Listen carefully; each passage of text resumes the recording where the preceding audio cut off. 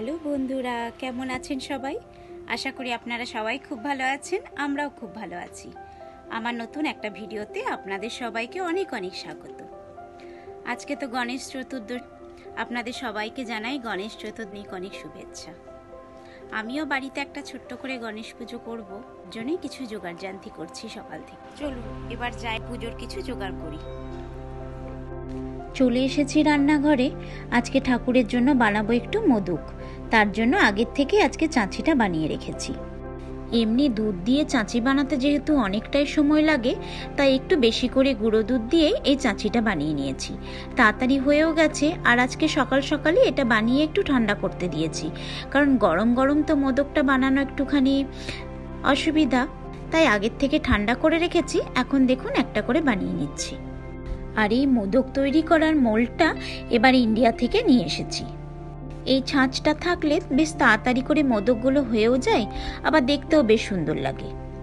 দেখুন কি সুন্দর লাগছে দেখতে। অনেক কটাই মোদক বানিয়ে নিয়েছি। আরও কিছুটা চাঁচি বেঁচে ছিল, সেটা দিয়ে গোল গোল এরকম নাড়ুর মতো বানিয়ে নিলাম। তাহলে বেশ দু রকমই দেওয়া যাবে। খুব একটা বেশি হয়নি, তবে ওই 6-7টা মতো নাড়ুর মতো হয়েছে। চলুন এবার কয়েকটা ছোট ছোট লাড্ডুও বানানো হয়ে গেছে, আর এইদিকে মোদকও রেডি হয়ে গেছে।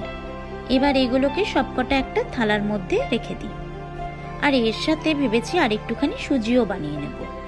সকাল থেকেই ভেবেছিলাম সুজিটা বানিয়ে রাখবো, কিন্তু ওই চাঁচিটা বানাতে গিয়ে এত দেরি হয়ে গেল যে সুজিটা আর বানানোর সময় হলো না। আর 5 রকম বেশ সাজিয়ে গুছিয়ে দিলে দেখতেও বেশ ভালো লাগে। চলুন এবার সব কিছুই রেডি হয়ে গেছে। এবার এই মিষ্টির প্লেটগুলো ঠাকুরের ওখানে গিয়ে সাজিয়ে রাখবো। নাড়ু, মোদক আর সুজি এই 3টে ঘরে বানিয়েছি। আর এই যে মতিচুরের লাড্ডুটা দেখেছেন, এটা একটা ইন্ডিয়ান স্টোর থেকে নিয়ে এসেছি। এটা কিন্তু ফ্রোজেন লাড্ডু। এখানে যেহেতু ফ্রেশ লাড্ডু পাওয়া যায় না, তাই এরকম ফ্রোজেন লাড্ডুই দোকান থেকে নিয়ে আসি। কাল যখন নিয়ে এসেছিলাম পুরো এটা বরফ হয়েছিল, তাই একদম বাইরে রেখে দিয়েছি যাতে সকালে নরম হয়ে পুজোতে দেওয়া যায়। এবার যাই, এবার ঠাকুরের কাছে একটুখানি সাজাই। এখানে কিছু গোটা ফলও সাজিয়ে নিয়েছি, আর কিছু কেটেও রেখেছি। আজকে সব ফলই মোটামুটি পেয়েছি, কিন্তু আঙুরটা আর পেলাম না। অন্য সময় এত আঙুর থাকে, কিন্তু সামনের দোকানটাতে আজকে গিয়ে দেখছি আঙুর নেই। অন্য দোকানে গেলে হয়তো পাওয়া যেত, কিন্তু তাড়াহুড়োর মধ্যে আর যাওয়া হলো না। তবে সব থেকে ভালো জিনিস কি পেয়েছি দেখুন, এই গাঁদা ফুল আর দূর্বা ঘাস। কোনোদিন এর আগে এখানে দূর্বা ঘাস দেখি, প্রথম দেখছি ইন্ডিয়ান স্টোরে গিয়ে দূর্বা ঘাস পাওয়া যাচ্ছে। আর তার সাথে দেখছি গাঁদা ফুলও বিক্রি করছে। সঙ্গে সঙ্গে গাঁদা ফুলও নিয়ে নিলাম, আর কিছুটা দূর্বা ঘাসও নিয়ে নিলাম। এখন এই ইন্ডিয়ান স্টোরগুলোতে আস্তে আস্তে এত জিনিস রাখছে ভালো ভালো, যেগুলো আমাদের ভীষণই কাজের। এখানে পুজোর ফুল পাওয়া খুব মুশকিল হয়, তো এইরকম পুজোর ফুল পাওয়া যায় না। ফুল নিতে গেলে আপনাকে ফুলের বোকে কিনে সেখান থেকে ফুল ছিঁড়ে ছিঁড়ে ঠাকুরকে দিতে হবে। তবে এক একটা বোকের মধ্যে তো খুব বেশি ফুল থাকে না, তাই মাত্র কয়েকটা ফুলই পাওয়া যায়। তবে কাল দোকানে এত ফুল দেখে এত ভালো লাগলো যে যাক, পুজোতে অন্তত দূর্বা ঘাস আর ফুল পাওয়া গেছে। আর এই দোকানটাও একদম আমাদের বাড়ির পাশেই, নতুনই খুলেছে। এছাড়াও জানেন তো, দেখছি আম পাতা, কলা পাতা, পান এসবও অনেক কিছু বিক্রি করছিল। যাই হোক, আজকে যা যা পেয়েছি এটাই অনেক। এটা দিয়ে ঠাকুরের পুজোটা সেরে নিই।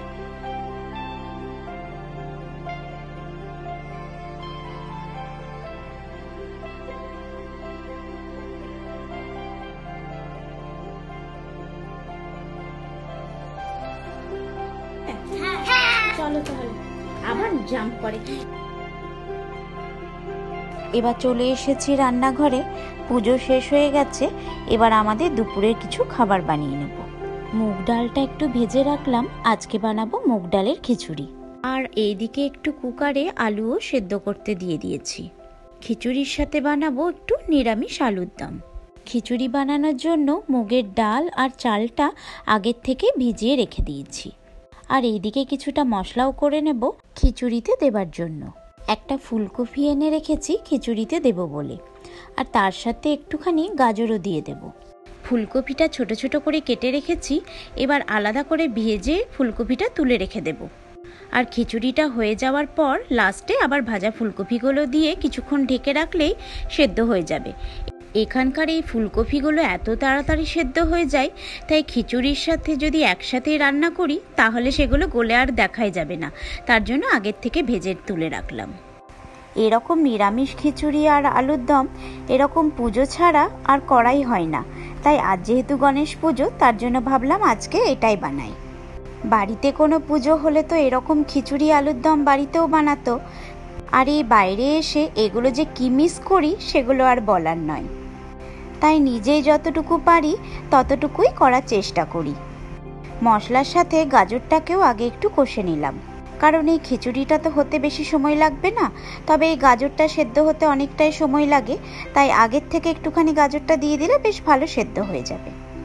মশলাটা বেশ ভালো করে কষা হয়ে গেছে। এবার ভিজিয়ে রাখা চাল আর ডালটা এর মধ্যে দিয়ে দেব। এর মধ্যে আর আজকে আলু দিলাম না, যেহেতু আলাদা করে আলুর দম করব, তাই খিচুড়িতে আর আলু দিলাম না। আর পরিমাণ মতো গরম জল করে ওপর থেকে এবার ঢাকাটা দিয়ে দিলেই আস্তে আস্তে খিচুড়িটা হতে লাগবে। আর খিচুড়ির সাথে আজকে ভেবেছি বানাবো একটু বেগনি, তাই বেগনির একটু ব্যাটারটাও বানিয়ে রেখে দেব। বেসনের মধ্যে যা যা মশলাপাতি দেওয়ার সব কিছু দিয়ে দিয়েছি। এবার বেসনটাকে ভালো করে গুলে এক সাইডে রেখে দেব।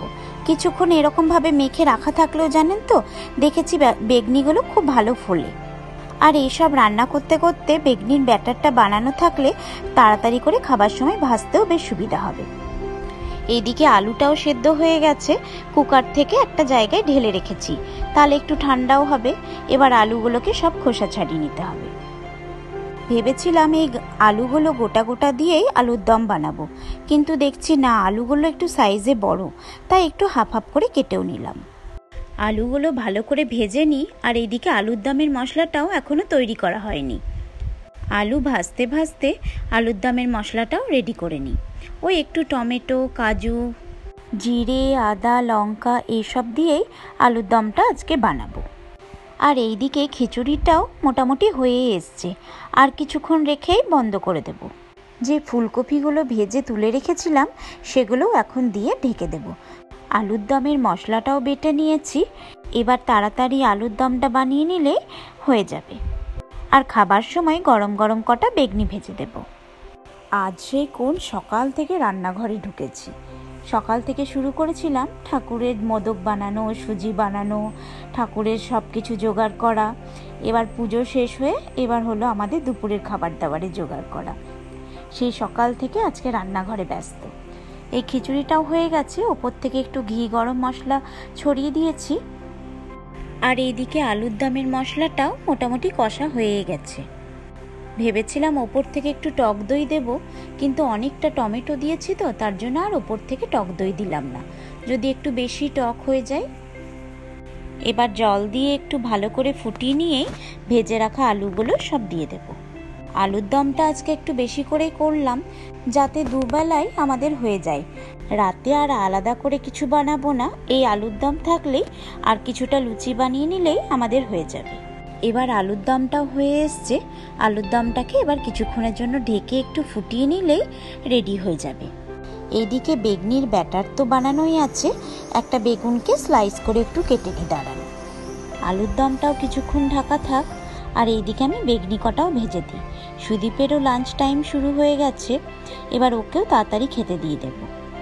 গণেশ পুজোটা যেহেতু এবার সপ্তাহের মাঝখানেই পড়েছে, তাই অফিসও আজকে ছুটি নেই।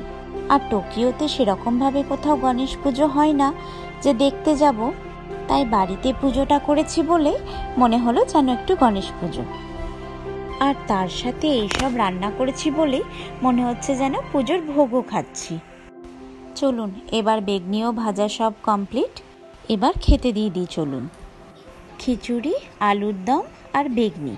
ভেবেছিলাম একটু পাশে টমেটো চাটনিও বানাবো, কিন্তু সেটা আর সময় করে হয়ে উঠলো না। তবে যাই হোক, এইটুকু যে বানিয়েছি এটাই অনেক। আর কি চাই বলুন তো? যাই এবার খেতে দিয়ে আসি।